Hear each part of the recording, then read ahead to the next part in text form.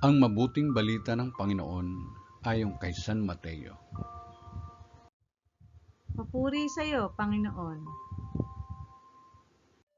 Noong panahong iyon, sinabi ni Jesus sa kanyang mga alagad,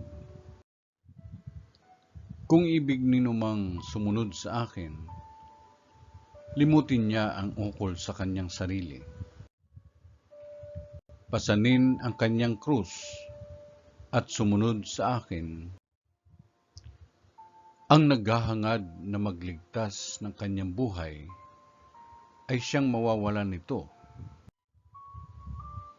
Ngunit ang mag-alay ng kanyang buhay alang-alang sa akin ay siyang magkakamit noon.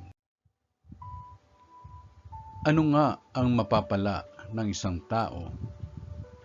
Makamtan man niya ang buong daigdig. Kung ang katumbas naman nito'y ang kanyang buhay,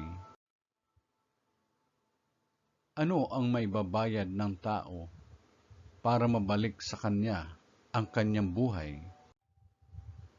Sapagkat darating ang anak ng tao na taglay ang dakilang kapangyarihan ng kanyang ama at kasama ang kanyang mga anghel. Sa panahong yaoy, gagantihin niya ang bawat tao ayon sa kanyang ginawa.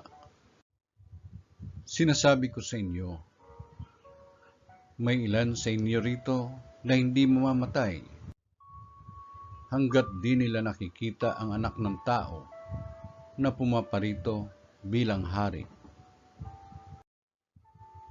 Ang mabuting balita ng Panginoon. Pinupuri ka namin, Panginoong Hesukristo.